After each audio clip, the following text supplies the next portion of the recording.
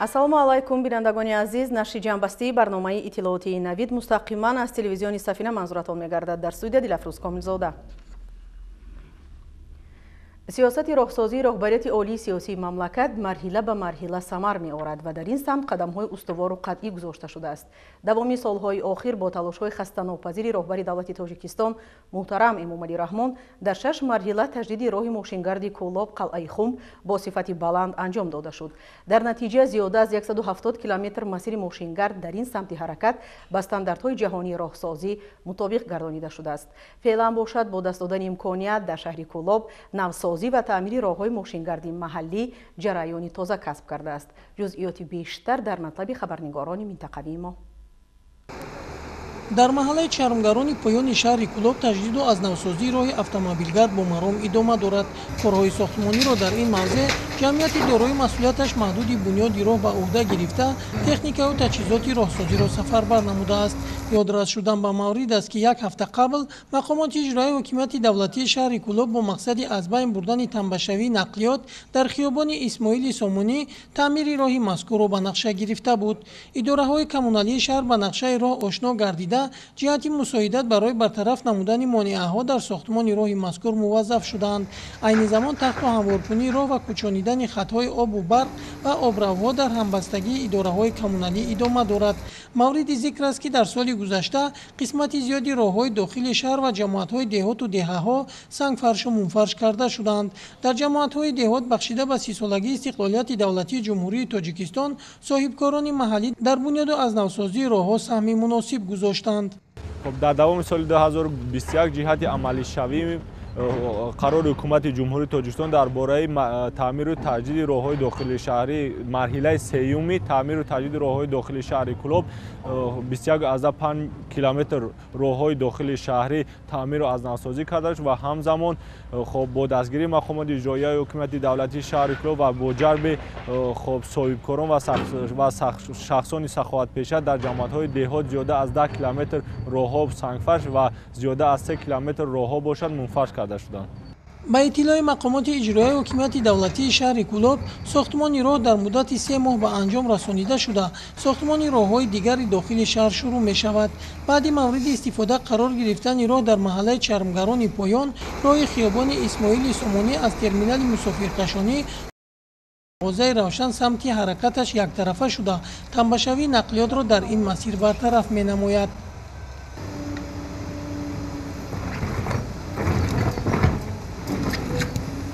роҳе ки дар кӯчаи чармгарони поёни шаҳри Кӯлоб аз ҷониби мақомоти иҷроии ҳокимияти давлатии шаҳр таъмиру аз навсозӣ мешавад, на танҳо танбашавии нақлиётро дар маркази шаҳр, инчунин рафтуҳои сокинони маҳаллаи чармгарони поёнро осон мегардонад.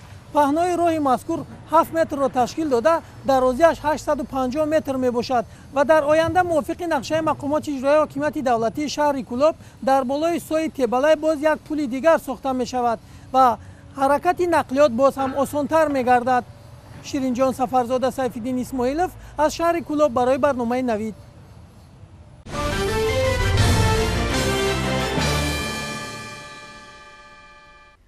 бунёду барқарорсозии нерӯгоҳҳои хурди барқи обӣ, истифодаи самаранок аз захираҳои пурарзиши обии дохилӣ ва сохтмони дигар иншооти гидроэнергетикӣ аз ҷумла таи 30 соли истиқлолияти давлатӣ ба кор даровардани қариб 300 адад нерӯгоҳи хурди барқи обӣ дар манотиқи кӯҳистони мамлакат дастоварди мушаххас дар ин соҳа мебошад. дар ноҳияи Лағ чанд сол қабл бо ибтикори ҳукумати ҷумҳурии Тоҷикистон нерӯгоҳи барқи обии Питовкул бо иқтидори 1000 киловатт ба истифода дода шуд. иншооти мазкур бо харҷи 23 миллион сомонӣ гардид ва имрӯзҳо фаъолияти самарабахш дорад. бунёди нерӯгоҳи хурди барқии обӣ яке аз ҳадафҳои ҳукумати ҷумҳурии Тоҷикистон дар роҳи расидан ба истиқлолияти энергетикии мамлакат мебошад. дар ҷамоати деҳоти янгишари ноҳияи Лаш нерӯгоҳи хурди барқии обии Питовкул фаъолият менамояд ки иқтидори лоиҳавиаш 1000 киловатт-соат нерӯи барқро ташкил мекунад. дар ин рӯзҳои сарди зимистон сокинони 4 деҳаҳои ҳудуди ҷамоат бо барқи доимӣ таъмин мебошанд. طبق اطلاع سردار نیروگاه خرد برقی آبی پیتوکل امسال نیروگاه پورا از تعمیر برآورده شده و فصل زمستان آماده میباشد. در حدود ناحیه دو عدد نیروگاه آبی برقی پیتوکل یک و پیتوکل دو موجود میباشند که جماعت دهات اهالی جماعت دهات ینگیشه قسما با برق دائمی تامین میباشد. تشکیلات مؤسسه‌های مرکزی ناحیه را با برق دائمی تامین میکنند. در شبکه برقی ناحیه لخش 3 عدد زیرایستگاه موجود می باشد. خطهای برقی 10.04 کیلووات در سال جاری پورا تعمیر بوده. عین حال ناحیه پورا با برق تامین می باشد در فصل زمستان. سمرانک استفاده بردن نیروی برق و پرداخت سروقتی مبلغ برق استفاده شده نشانه فرهنگ بلند و مسئولیت شهروندی هر یک ساکن مملکت بوده با تامین فعالیت منتظم و با اعتماد شبکه‌های انتقالی برق و نظام انرژتیکی مساعدت می‌نماید. در سال سپری شده پرداخت مبلغ برق استفاده شده از اهالی 89.84% و تشکیلات مؤسسه ها باشد 83.21% نقشه را تشکیل می‌کند. برای کم کردن تلفات ما از داخلی خانه‌های استقامتی به بیرون برآوردن حساب‌کنک‌های برقی را در سال گذشته 650 عدد حساب‌کنک برقی را بر داخلی خانه‌های استقامتی به بیرون برآوردیم و نقشه داریم که در سال 2022 پورا حساب‌کنک‌های برقی ناحیه را از داخلی خانه‌های استقامتی به بیرون برآوریم. با مقصد صرفه‌کارانه استفاده بردن قوای برق در بین اهالی واخوری گذراندیم. آن تشکیلات مؤسسه‌ها همین زمان با تجهیزات کم مصرف گذاشتند. طبق اطلاع مسئولین شبکه‌های برق تامین‌کنی به دوره زمستان‌گذرانی همه‌جانبه آمادگی گرفته برای تامین نمودن تشکیلات مؤسسه‌ها با برق، ترانسفورماتور و خط‌های بلند شدت و زیر ایستگاه‌ها را پورا از تعمیر برآوردند.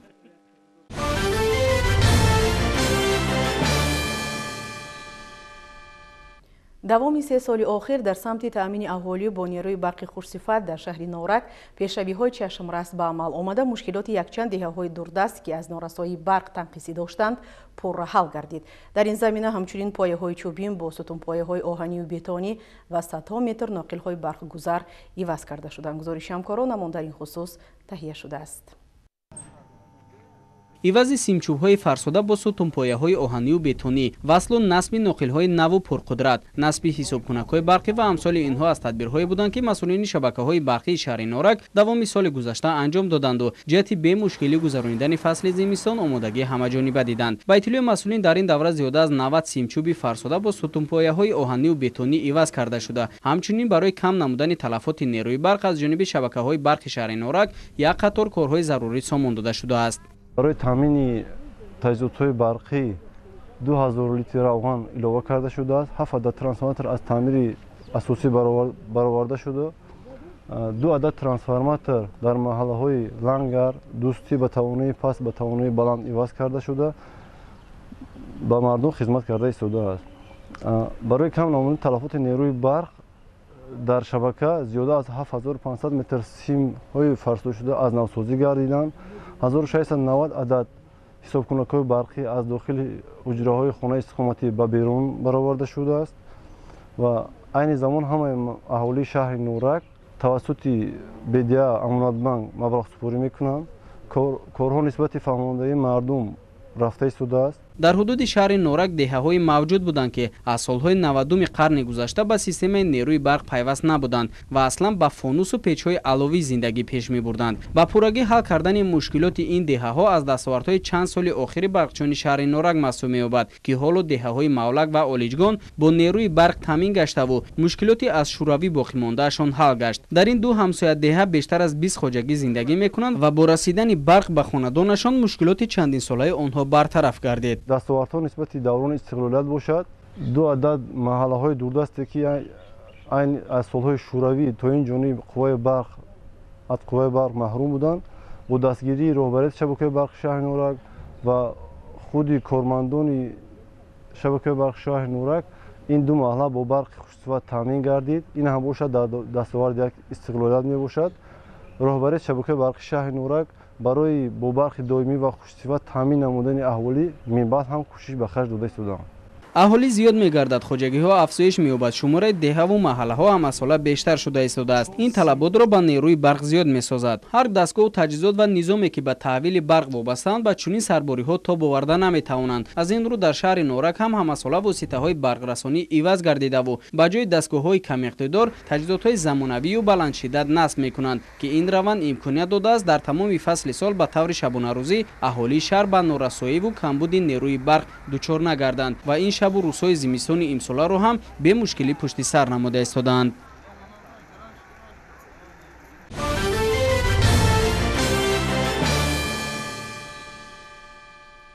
در ناحیه واسع قسم زیادی زمین‌های کشاورزی طریق پایگاه‌های آبکشی آبیاری می‌گردند. تعمیر و از نوسازی پایگاه‌ها با فعالیت با ثمر استخوان‌های تکنیکی رابطه زیچ دارد. از فعالیت استخوان‌های تکنیکی و مشکلات آن در ناحیه واسع همکار ما در منطقه خواجه نظریف نقل می‌کند. قواتلی شریفوف سر این دستگاه مکانیکی این لحظه برای چرخ کاری پایگاه آبکشی حلقه می‌سازد. غیر از حلقه در این دستگاه او تجهیزات‌های دیگری چرخی را ساخته می‌تواند. قواتلی در این ساحه با تجربه بسیار ساله کاری برای دیگر کارگران استاد میباشد. در استخوان‌های مکانیکی ریاست استفاده بری استانسیه‌های نسازی منطقه کلوب واقع در ناحیه واسع همراه قواتلی 5 نفر کارگران امروز سرکار میباشند.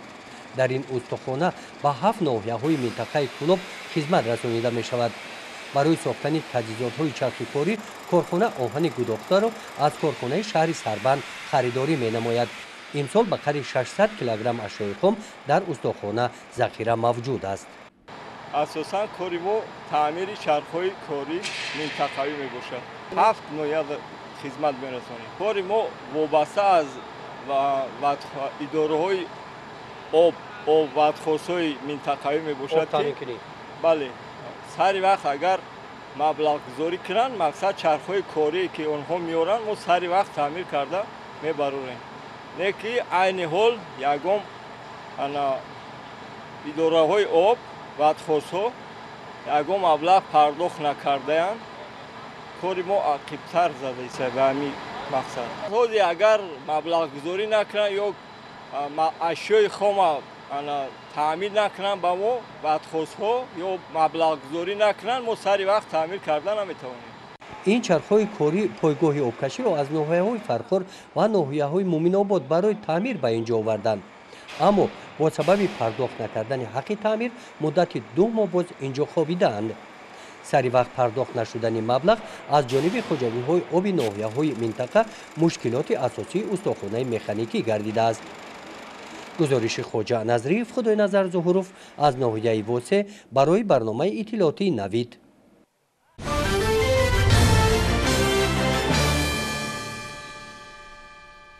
در تاجیکستان معرکه قبول داوطلبان به دانشگاه‌های روسیه ادامه دارد. امروز در دایره کوتای حکومت فدراسیای روسیه برای سالهای تحصیلی 2022-2023 اوید به انتخاب نامزدها از تاجیکستان برای تحصیل در مؤسسه‌های تعلیمی روسیه ملاقات روبرو با گروه کاری آغاز گردید. تفصیلات بیشتر در گزارش همکارانمان.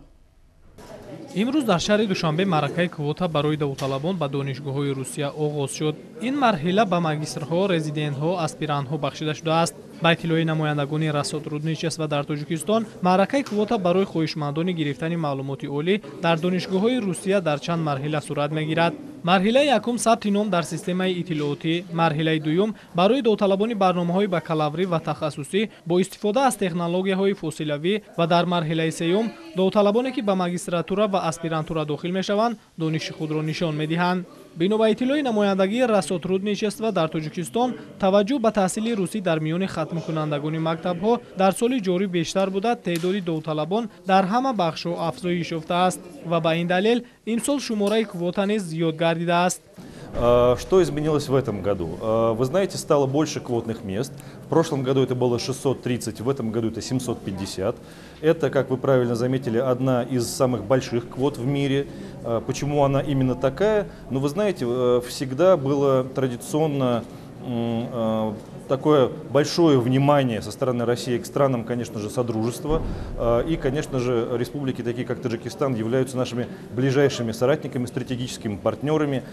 Конечно же, здесь влияет напрямую и дружба наших президентов, и близкие позиции в рамках и Содружества независимых государств. من دانشجوی کورس پنجمی دانشگاه دولتی طبی خفامه باشم در فاکولته استوماتولوژی تحصیل می‌نمایم. در این سال 2022 من این دانشگاه را ختم نمودم. میخوام در روسیه خوانش خود را دوام دهم و بسیارتر چیزها را در آنجا آموزم. برعکس داوطلبان درجه بکالور و متخصص که در شکل تستی توسط اینترنت از امتحان گذشتند، داوطلبان ماگیستراتورا و اسپیرانتورا نیز از صحبت شخصی می‌گذارند. барои ин 35 омӯзгор аз 25 донишгоҳи Русия ба Душанбе омаданд. аъзои комиссия дараҷаи тайёрии номзадҳо ва ҳавасмандии онҳоро муайян мекунад ва бо комёбиҳои довталабон шинос мешаванд. онҳое ки аз рӯи натиҷаҳои имтиҳон миқдори зиёди холҳоро ба даст оварда аз мусоҳиба бо муваффақият мегузаранд ба таҳсил дар донишгоҳҳои Русия роҳ дода мешаванд.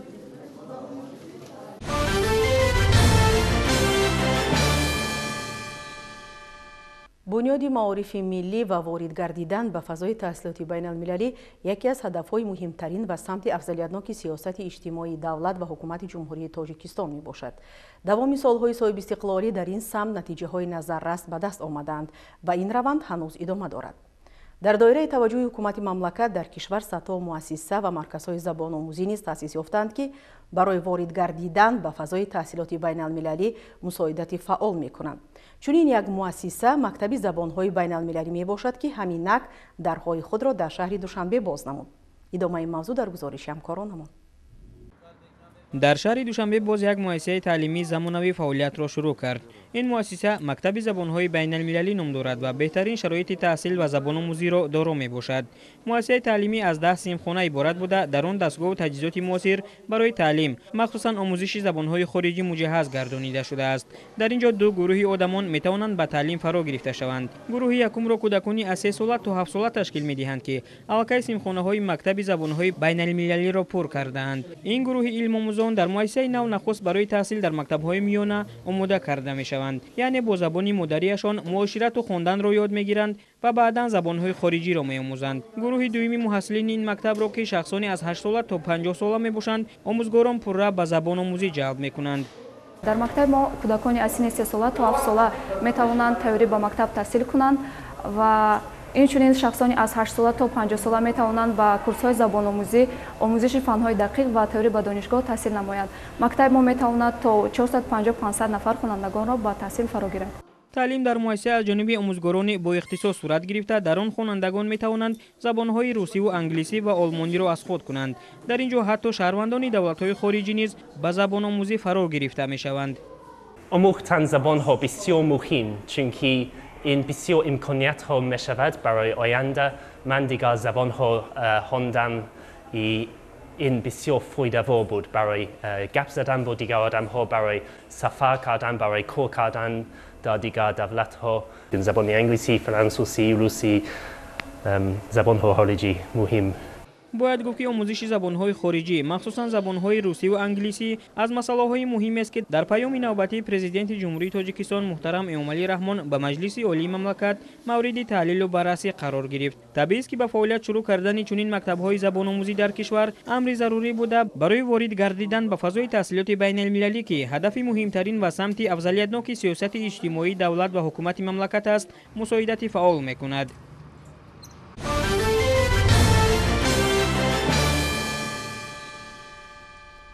дар шаҳри Хуҷанд вобаста ба натиҷагирӣ аз фаъолияти Кумитаи иҷроияи ҳизби халқии демократии Тоҷикистон дар вилояти Суғд ҳамоиши ҳизб доир гардид. фаъолон ва аъзои ҳизб роҷеъ ба корҳои дар ин муддат анҷом ёфта ибрози андеша карда, барномаи гуногунпаҳлӯи ҳизби халқии демократии Тоҷикистонро василаи муҳими таъмини зиндагии шоистаи аҳли ҷамъият унвон намуданд. ҷанбаҳси солонаи Кумитаи иҷроияи ҳизби халқии демократии Тоҷикистон дар шаҳри Хуҷанд баргузор гардид. дар кори он раиси Кумитаи иҷроияи ҳизби халқии демократии Тоҷикистон дар вилояти Суғд Исмоилзода Зуфар Муртазохон, муовини раиси шаҳри Хуҷанд Фирӯза Нуруллозода, раисони кумитаҳои иҷроияи ибтидоӣ, ташкилотҳои ибтидоӣ, собиқадорони ҳизб, аъзоёни фаъоли ташкилоти ҷамъиятии ҷавонон созандагони ватан ва аъзоёни фаъоли кумиҷроияи шаҳрӣ ширкат доштанд. раиси Кумитаи иҷроияи ҳизби халқии демократии Тоҷикистон дар вилояти Суғд Исмоилзода Зуфар Муртазохон дар баромади хеш таъкид кард, ки кумиҷроияи шаҳри Хуҷанд ташаббускор ва намунаи ибрат ба дигар кумиҷроияҳои шаҳру ноҳияҳо буда дар ҳама самт пешравиро нишон медиҳад. раиси кумиҷроияи вилоятӣ фаъолияти кумиҷроияи шаҳрро қаноатбахш арзёбӣ намуд ва барои ба фаъолияти минбаъда ҷиҳати пешрафт ва ҷоноб намудани кори ҳизбиёни шаҳр маслиҳатҳои муфид дода барори комёбиҳо таманно кард. тибқи рӯзномаи маҷлис аз ҷониби аъзони кумиҷроия нақши кории Кумитаи иҷроияи ҳизби халқии демократии Тоҷикистон дар шаҳри Хуҷанд барои солҳои 2022 ва дар нақшаи тарғибу ташвиқи паёми асосгузори сулҳу ваҳдати миллӣ пешвои миллат президенти ҷумҳурии тоҷикистон муҳтарам Эмомалӣ Раҳмон ба Маҷлиси олии ҷумҳурии тоҷикистон тасдиқ карда шуд. доир ба масъалаҳои баррасишуда қарорҳои дахлдор қабул гардид. дар фарҷоми маҷлис ғолибони озмуни ташкилоти ибтидоии беҳтарин бо тӯҳфаҳо сарфароз гардонида шуданд.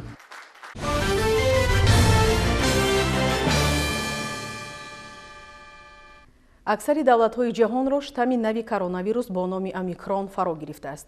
ба андешаи мутахассисон ин маризӣ ба монанди штаммҳои қаблӣ боиси марги шаҳрвандон ва бистарӣ гардидан дар беморхонаҳо шудааст.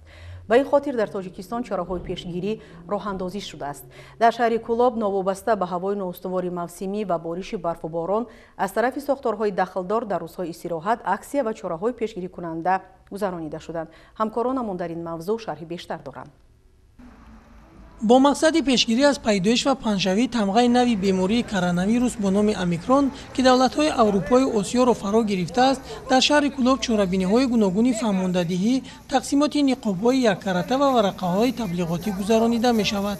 ин навбат низ дар як аксия гурӯҳҳои ихтиёриён ва кормандони ҳифзи ҳуқуқу тартибот ширкат варзиданд.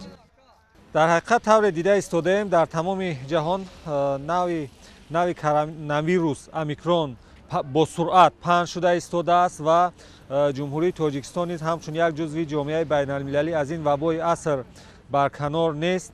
ба хотири саривақт пешгирӣ кардан, ҷилавгирӣ кардан ва нагузоштан ки чунин нави беморӣ дар шаҳри Кӯлоб ва умуман дар кишвари азизамон паҳн шавад, мо тасмим гирифтем аксияҳо доир намуда дар баробари корҳои фаҳмондадиҳӣ, дар баробари ваксинатсия ва дигар амалҳо ҳамзамон ниқобҳо тақсим кунем, варақаҳои таблиғотӣ дастрас кунем, дар девораҳо насб намоем, чунки маҳз огоҳии бештари мардум боис шуд ки ҷумҳурии тоҷикистон марҳилаи аввали коронавирусро ки бисёр марҳилаи вазнин буд, бо як сабукӣ паси сар намуд ва кӯшиш мекунем ки бо бештар намудани огоҳӣ ва иттилои мардум дар ин самт аз он пешгирӣ намоем ки минбаъд низ ҳамин нави коронавирус низ дар миёни ҷомеа камтар паҳн шавад, солимии ҷомеа ҳифз карда шавад. гурӯҳи ихтиёриён, кормандони ҳифзи ҳуқуқу тартибот, мақомоти иҷроии ҳокимияти давлатӣ ва соҳаи тандурустӣ дар хиёбону кӯчаҳо, ҷойҳои серодам, бозору марказҳои савдо бо сокинон оид ба ин беморӣ суҳбат карда, варақаҳои таблиғотӣ ва ниқобҳои яккаратта тақсим намуданд. ба иттилои кормандони соҳаи тандурустӣ, то имрӯз хушбахтона дар шаҳри Кӯлоб ягон ҳолати гирифторӣ ба тамғаи нави коронавирус омикрон ба қайд гирифта нашудааст. раҳбарияти мақомоти иҷроии ҳокимияти давлатии шаҳри Кӯлоб ва кормандони соҳаи тиб аксияҳо, ваксинагузаронӣ ва корҳои фаҳмондадиҳиро дар байни аҳолӣ идома дода баҳри солимии шаҳрвандон ва пешгирӣ аз пайдоишу паҳншавии бемориҳои сироятӣ кӯшиш ба харҷ медиҳад. ширинҷон Сафарзода, Сайфиддин Исмоилов аз шаҳри Кӯлоб барои барномаи Навид.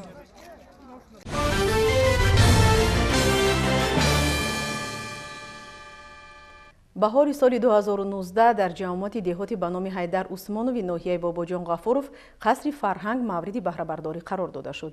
ин иншоот айни замон фаъолияти худро тибқи таъинот ба роҳ мондааст. дар дохили қасри фарҳанг инчунин мактаби мусиқӣ, маҳфили ҳунармандӣ барои ҷавонон амал карда дар тарбияи зебоипарастӣ ва касбомӯзии наврасону ҷавонон ҳиссаи муносиб мегузорад. тафсилот дар ин бора.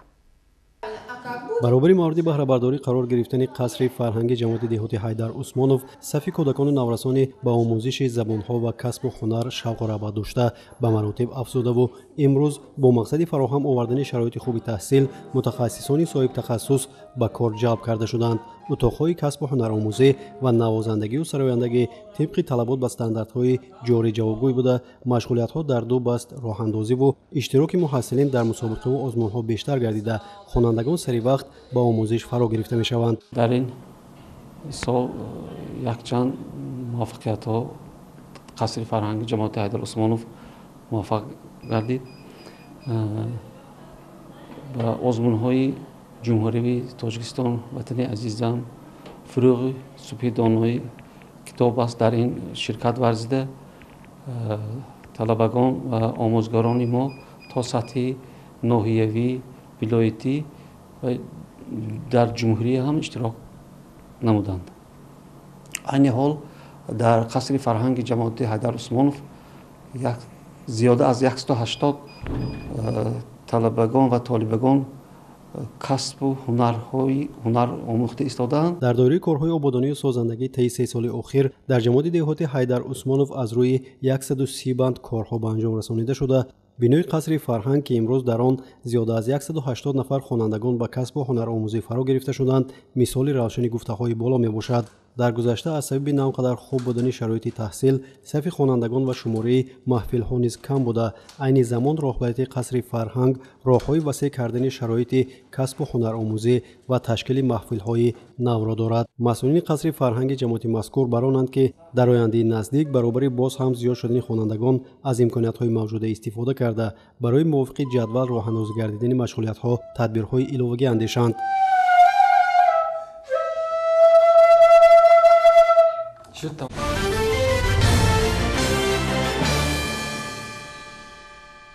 هر نفری صاحب فرهنگ باید از تاریخ خلق و سرزمینی خیش آگاهی عمیق و دقیق داشته باشد، زیرا تاریخ پیوندگر دیروز و امروز و آینده بوده راه را به سوی فردا روشن می نماید. ضمناً با مقصد جلب هرچی بیشتری سیاحان داخلی و خارجی به آثارخانه معرفی میراث پرقناوت مردم تاجیک، همچنین جلب توجه نسل نورس و جوانان به تاریخ و فرهنگ، تقویت حس وطندوستی و خودشناسی ملی و بیدار نمودن افتخار وطنداری در نهاد آنها در اکثر آثارخانه‌های کشور چاره‌های مؤثر اندیشیده می شود. گزارش همکارانمان پیرامون این موضوع از ناحیه قبادیان آماده شده است. آثارخانه جایی است که در آن تاریخ و تمدن قدیمی هر یک قوم و ملت به دیگران معرفی می‌گردد. همین است که نسبت این مخزن تاریخی در ناحیه قبادیان دقت مخصوص روانه گشته است و مسئولین نگاره و اکسپونات‌های قدیمی زیادی را جمع‌آوری کرده حفظ و نگهداری می‌کنند. آثارخانه تاریخ و کشورشناسی ناحیه قبادیان دارای 4 حجره نمایش می‌باشد. حجره گنجینه حکیم ناصری خسروی قبادیانی، حجره تاریخ و هنر و اینچنین حجره مردم شناسی به حساب می‌رود. حجره باستان شناسی آثارخانه تاریخ و کشورشناسی ناحیه قبادیان با پررگی بازیافته از تخت سنگین می باشد که در آنجا ماکت تخت سنگین ایستاده است و اینچنین حاکم محلی یعنی که استراب هیکلچه اسکندری مقدونی که توسط استخوان فیلم می باشد که باز در آنجا شلم یعنی که کوزه پاره ها و اینچنین سر نیزه شمشیر و اینچنین یراقهای افزاری جنگی گیلوف اکینک افزاری جنگی با پا یا دست می پوشیده و اینچنین انگشتری طلایی نگاه داشته شده است. پیدای کارمندان این مؤسسه فرهنگی هر یک سیاح داخلی و خارجی که به این یا آن شهر و نواحی تشریف می آورد قبل از همه از آثارخانه دیدن می نماید، زیرا در آثارخانه کس می تواند با هنر قدیمی گذشته نیاگان فرهنگ و تمدن هر یک ملت از نزدیک آشنا گردد. وقتای خالی که ما بسیار اومده از آثارخانه دیدن میکنیم، چون که کارگران آثارخانه کوشش میکنن که تازه به تازه دیها اقصاها گشته نگارها جمع کنند. ما از آثارخانه دیدن میکنیم چون که از آثار گذشتگانمان با خبر میشویم. باید گفت که کارمندان این آثارخانه همه تلاش خود را بهره بهتر و خوبتر معرفی کردن آثار تاریخی و فرهنگی ملت سربلند تاجیک و ساکنان هنرمند و زیایی ناحیه کهن بنیاد خوباد روانه ساختند. از اینجاست که همه روزه دوستداران فرهنگ و نیاگان قدیمی از این مخزن تاریخی دیدن میکنند و به خود جهان تاثیرات نیک میبردارند. 3000 عدد نگاره ها به نمایش گذاشته شده است که همه ساله از آثارخانه تاریخ و کشورشناسی ناحیه قبادیان ما سیاحان داخلی و خارجی یعنی که دیدن مینمایند که سال 2021 همگی سیاح‌های داخلی و خارجی 12135 نفر بودند که از آنها 3 نفرشان خارجی بودند، یکی آلمان، 2 نفر امریکا بودند. اگر فکر کنیم آثارخانه همش دقت جلب کننده، چون که همشون از دور قدیم مونده، از بابای بیبیان مونده، همش قریب دقت همه را بخشش جلب میکنند و دیگران تصمیم میگیرند که آماده از آثارخانه دیدن کنند و از تاریخ گذشتگان خود با خبر باشند. هر یک گوشه و نگاره‌های این آثارخانه بیانگر دوره‌های گوناگون تاریخی، استحصالات و اقتصادیات و هنرهای قدیمی مردم ناحیه است، میگویند مسئولین، زیرا قسم زیادی نگاره و بازیافت‌های آثارخانه در نتیجه کافتوکاوی ارخئولوژی این موضوعها پیدا کرده شده امروز در شعبه تاریخی قدیمی آثارخانه حفظ و نگهداری می‌شود.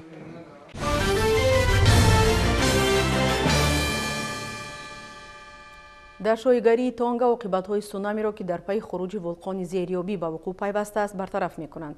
بر اثر آفت طبیعی هزارها ساکن این کشور از سرپناه دائمی محروم ماندند.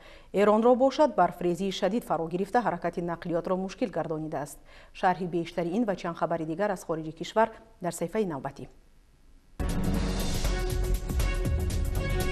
طبق بهاگذاری سازمان ملل متحد در نتیجه خروج ولکانی زیریابی و سونامی در شایگری تونگا از 2 حصه چاربادران ضرر دیدند. حکومت این کشور تصدیق نموده است که آفت طبیعی در جزیره های مونگو و اتاتا اینفراستراکچور را پورا خراب نموده است. در این کشور تا حال 2000 نفر از استفاده آب آشامیدنی محرومند. علاقه استرالیا